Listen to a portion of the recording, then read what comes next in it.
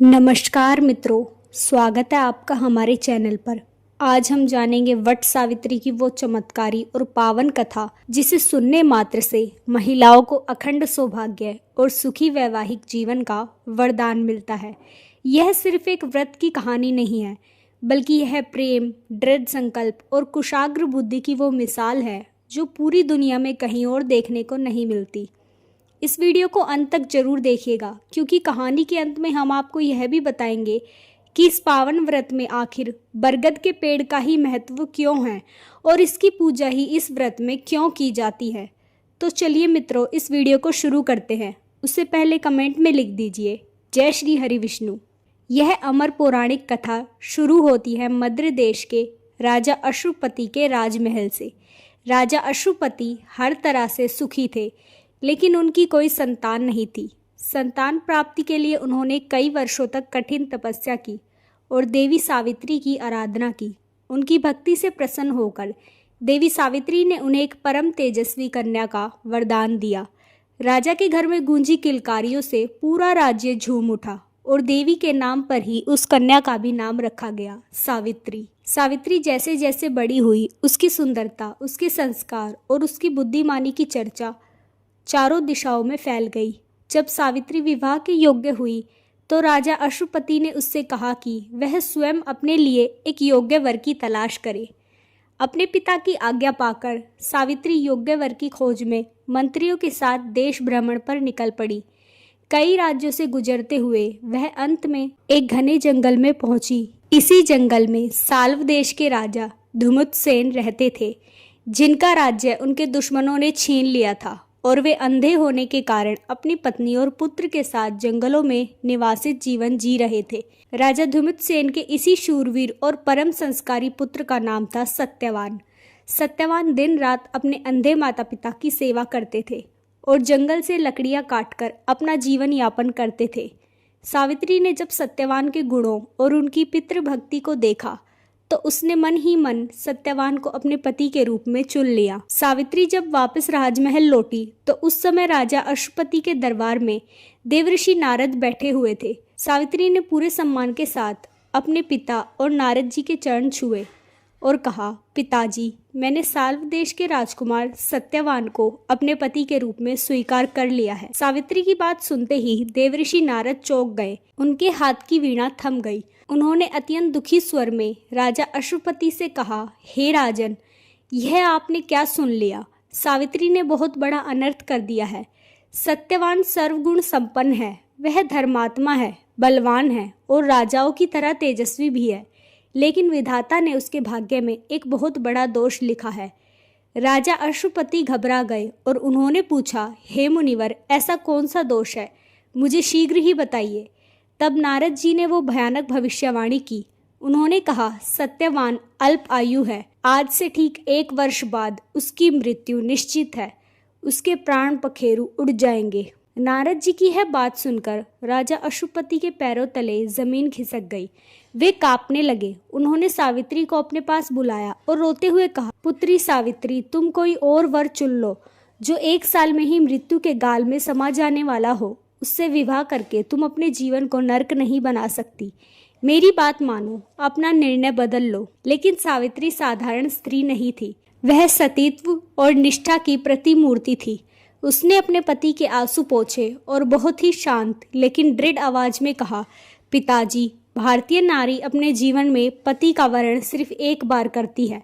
कन्यादान भी 1 ही बार होता है। अब चाहे सत्यवान अल्पायु हो या दीर्घायु, मेरे पति सिर्फ और सिर्फ सत्यवान ही रहेंगे।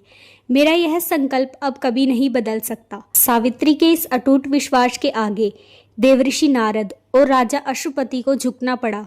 अंततः अत्यंत सादगी के साथ सावित्री और सत्यवान का विवाह संपन्न हुआ। सावित्री ने राजमहल के वैभव, रेशमी वस्त्र और 56 भोग को हमेशा के लिए त्याग दिया और साधारण सूती वस्त्र पहनकर अपने पति और अंधे सास ससुर की सेवा के लिए जंगल की उस छोटी सी कुटिया में रहने लगी। समय का चक्र अपनी गति से घूमता रहा। दिन हफ्तों में बदलते और हफ्ते महीनों में बदलते गए। देखते ही देखते वह साल बीतने को आया और नारद जी के द्वारा बताई गई वो भयानक तारीख बेहद करीब आ गई। सावित्री दिन और तारीखें गिन रही थी। उसने सत्यवान के प्राणों की रक्षा के लिए मृत्यु के उस दिन से ठीक 3 दिन पहले ही त्रिदिना व्रत यानी अन्न और जल का पूरी तरह त्याग कर कठिन उपवास शुरू कर दिया था और आखिरकार वो भयानक दिन आ ही गया। सत्यवान हमेशा की तरह सुबह उठा और जंगल से लकड़ियां और फल लाने के लिए अपनी कुल्हाड़ी उठाने लगा। सावित्री का दिल जोर से धड़क रहा था। उन्होंने अनहोनी का एहसास हो गया था। उसने तुरंत अपने सास ससुर के पास जाकर आज्ञा मांगी कि वह भी आज अपने पति के साथ जंगल जाना चाहती है। सास ससुर ने सावित्री के कठिन व्रत को देखते हुए पहले मना किया, लेकिन सावित्री के बहुत आग्रह करने पर उन्होंने उसे अनुमति दे दी। सावित्री और सत्यवान घने जंगल में पहुंचे। सत्यवान एक बहुत बड़े वट वृक्ष यानी बरगद के पेड़ पर चढ़ा और लकड़ियां काटने लगा। कुछ ही देर में अचानक सत्यवान को जोरों से पसीना आने लगा। उसका सिर चकराने लगा और शरीर कांपने लगा। वह पेड़ से नीचे उतरा और अत्यंत दुर्बल स्वर में सावित्री से बोला, सावित्री, मेरे सिर में असहनीय दर्द हो रहा है, मुझसे खड़ा भी नहीं हुआ जा रहा। सावित्री समझ गई कि विधाता का वो क्रूर समय आ चुका है। उसने बिना वक्त गवाए सत्यवान को उसी बरगद के पेड़ के नीचे लिटा दिया और उसका सिर अपनी गोद में रख लिया। सावित्री लगातार भगवान का स्मरण करने लगी। देखते ही देखते सत्यवान के शरीर की हलचल बंद हो गई। उसकी सांसें थम गई और उसने अपनी गोद में ही प्राण त्याग दिए। सत्यवान के प्राण निकलते ही अचानक पूरा जंगल शांत हो गया। हवाएं थम गई और आसमान में घने काले बादल उमड़ पड़े। तभी सावित्री ने देखा कि सामने साक्षात मृत्यु के देवता काल के स्वामी यमराज खड़े हैं। उनके हाथ में यमपाश था। उनके चेहरे पर एक कठोर गंभीरता थी। साधारण मनुष्य और यमराज को देख भी नहीं सकता, लेकिन सावित्री के पतिव्रत धर्म के तेज के कारण वह यमराज को साक्षात देख पा रही थी। यमराज ने बिना कोई देर किए सत्यवान के शरीर से उसके अंगूठे के आकार के सूक्ष्म प्राण को अपने पाश में बांधा और बिना पीछे मुड़े दक्षिण दिशा की तरफ बढ़ने लगे। सावित्री ने सत्यवान के निष्प्राण शरीर को वहीं बरगद के पेड़ के नीचे धीरे से रखा और चुपचाप बिना किसी डर के यमराज के पीछे पीछे चलने लगी। यमराज कुछ देर आगे बढ़े तो उन्होंने पीछे किसी की कदमों की आहट सुनी। उन्होंने मुड़कर देखा तो वह हैरान रह गए। सावित्री उनके पीछे ही चल रही थी। यमराज ने गंभीर स्वर में कहा, हे देवी सावित्री, तुम यह क्या कर रही हो? मृतलोक के किसी भी जीव की सीमा यहीं तक है। तुम इस अदृश्य मार्ग पर आगे नहीं आ सकती। अपने पति के शरीर का अंतिम संस्कार करो और वापस लौट जाओ। यही प्रकृति का नियम है। सावित्री ने हाथ जोड़े और अत्यंत शालीनता से उत्तर दिया, हे साक्षात धर्मराज, जहाँ मेरे पति देव जा रहे हैं वहां जाना मेरा परम कर्तव्य है। सनातन धर्म कहता है कि पत्नी अपने पति की सहगामी होती है। हमारी आत्माएं विवाह के पवित्र बंधन में बंधी है। जब तक मेरे पैर चल सकते हैं मैं अपने पति के पीछे चलती रहूंगी। आपके न्याय की नगरी में किसी सती को रोका नहीं जा सकता। यमराज सावित्री के मुख से धर्म, नीति और शास्त्रों की ऐसी गूढ़ बातें सुनकर अत्यंत प्रभावित हुए। उन्होंने सोचा कि इस साधारण नारी में अद्भुत ज्ञान है। यमराज ने कहा, हे सावित्री, मैं तुम्हारे इस पतिव्रत धर्म और अगध ज्ञान से अत्यंत प्रसन्न हूँ। तुम मृत्यु लोक की सीमा को पार नहीं कर सकती, इसलिए सत्यवान के प्राणों को छोड़कर मुझसे कोई भी 3 वरदान मांग लो और यहाँ से वापस लौट जाओ। सावित्री ने तुरंत हाथ जोड़े और अपनी बुद्धि का परिचय देते हुए पहला वरदान मांगा। उसने कहा, हे प्रभु, यदि आप मुझ पर प्रसन्न हैं तो जंगल में रह रहे मेरे सास ससुर को उनके आंखों की रोशनी वापस दे दीजिए ताकि वे इस सुंदर सृष्टि को फिर से देख सके। यमराज ने कहा, तथास्तु, ऐसा ही होगा। अब तुम लौट जाओ। लेकिन सावित्री फिर भी पीछे पीछे चलती रही। यमराज ने फिर मुड़कर देखा तो सावित्री ने अपना दूसरा वरदान मांगा, हे धर्मराज, मेरे ससुर का जो राजपाट उनके दुश्मनों ने छीन लिया था, उन्हें उनका वो खोया हुआ वैभव और पूरा साम्राज्य वापस मिल जाए।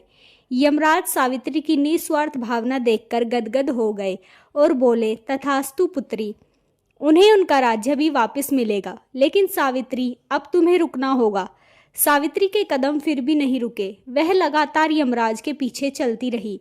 यमराज ने जब आखिरी बार उसे चेतावनी दी तब सावित्री ने अपना तीसरा और सबसे मुख्य वरदान मांगा, जो एक तरह से उसकी बुद्धिमानी थी। सावित्री ने मुस्कुराकर कहा, हे प्रभु, मेरा अंतिम वरदान यह है कि मुझे 100 यशस्वी, पराक्रमी और धर्मपरायण पुत्रों की माता बनने का सौभाग्य प्राप्त हो। यमराज सावित्री की बातों के जाल में इस कदर खो चुके थे कि उन्होंने बिना सोचे समझे तुरंत अपने हाथ उठाए और कह दिया, तथास्तु, तुम्हारी यह इच्छा भी पूरी होगी। वरदान देकर यमराज जैसे ही 2 कदम आगे बढ़े, सावित्री वहीं रुक गई और उसने ऊंचे स्वर में कहा, हे साक्षात न्याय के देवता, हे धर्मराज, आपने मुझे 100 पुत्रों की माता बनने का वरदान तो दे दिया, लेकिन आप स्वयं सत्यवान के प्राण अपने पाश में बांधकर ले जा रहे हैं। आप तो सर्वज्ञानी हैं, न्याय प्रिय है। आप ही मुझे बताइए कि एक सती और पतिव्रता नारी अपने पति के बिना किसी अन्य पुरुष के से पुत्र कैसे प्राप्त कर सकती है? क्या साक्षात धर्मराज मुझे अधर्म की राह पर ले जाना चाहते हैं, या फिर आपका दिया हुआ वरदान झूठा हो जाएगा? सावित्री की यह कुशाग्र और अचूक बुद्धिमानी देखकर यमराज निरुत्तर हो गए। वह अपनी जगह पर खड़े रह गए। धर्मराज समझ गए कि सावित्री ने अपनी बुद्धिमानी से उन्हें प्रेम के जाल में हरा दिया है। यमराज के चेहरे पर एक दिव्य मुस्कान आ गई। वे बोले, धन्य हो सावित्री, तुम साक्षात सती का रूप हो। तुम्हारी पवित्रता और कुशाग्र बुद्धि के सामने मुझे झुकना ही होगा। तुमने न केवल अपने सास ससुर का उद्धार किया, बल्कि अपनी चतुरता से मुझसे सत्यवान के प्राण भी वापस जीत लिए। यमराज ने तुरंत अपने यमपाश से सत्यवान के सूक्ष्म प्राणों को मुक्त कर दिया और सावित्री को आशीर्वाद देकर अंतर्ध्यान हो गए। सावित्री बिना एक पल गवाए उसी मार्ग से तेजी से वापस लौटी जहां सत्यवान का शव रखा था। जैसे ही वह बरगद के पेड़ के पास पहुंची, सत्यवान के निष्प्राण शरीर में चेतना लौटने लगी। उसके होठ हिले और उसने अपनी आंखें खोली। सत्यवान ने सावित्री को देखकर कहा, सावित्री, मैं कितनी गहरी और लंबी नींद में सो गया था। मुझे ऐसा लगा जैसे कोई भयानक और विशाल पुरुष मुझे अपने साथ ले जा रहा था। सावित्री ने मुस्कुराकर सत्यवान के आंसू पोंछे और कहा, स्वामी, वह कोई सपना नहीं था, लेकिन अब सब ठीक है। चलिए, माता पिता हमारा इंतजार कर रहे होंगे। जब दोनों कुटिया लौटे तो देखा कि उनके सास ससुर की आंखों की रोशनी वापस आ चुकी थी और राजमहल के सैनिक उन्हें वापस ले जाने के लिए खड़े थे। सावित्री के एक व्रत ने पूरे परिवार की तकदीर ही बदल दी थी। तो मित्रों, यही है वट सावित्री व्रत की वह चमत्कारी और अमर कथा। इसी कारण से हर साल ज्येष्ठ अमावस्या के दिन सुहागिन महिलाएं बरगद यानी वट वृक्ष की पूजा करती हैं, क्योंकि इसी पेड़ ने सत्यवान के शरीर को जंगली जानवरों से बचाकर रखा था और यमराज के प्रकोप से सुरक्षा दी थी। जिस तरह बरगद का पेड़ सैकड़ों सालों तक विशाल और अमर रहता है, उसकी जटाएं जमीन को थामे रहती हैं, ठीक उसी तरह महिलाएं अपने पति की लंबी आयु और अपने परिवार की सुख समृद्धि के लिए यह व्रत पूरी निष्ठा से करती हैं। अगर आपको सावित्री और सत्यवान की यह पावन कथा पसंद आई हो और हमारी आवाज़ भी पसंद आई हो, तो इस वीडियो को एक लाइक ज़रूर दें। अपनी सखियों और परिवार के साथ इस वीडियो को शेयर करें ताकि वे भी इस महिमा को सुन सके। कमेंट बॉक्स में पूरे भक्ति भाव से जय मां सावित्री लिखना ना भूलें। ऐसे ही और दिव्य और पौराणिक कहानियों के लिए हमारे चैनल डेली स्पिरिचुअल स्टोरीज को सब्सक्राइब अवश्य कर लें और बेल आइकन दबाएं। मिलते हैं अगले वीडियो में, तब तक के लिए नमस्कार। वट सावित्री पर्व की हार्दिक शुभकामनाएं।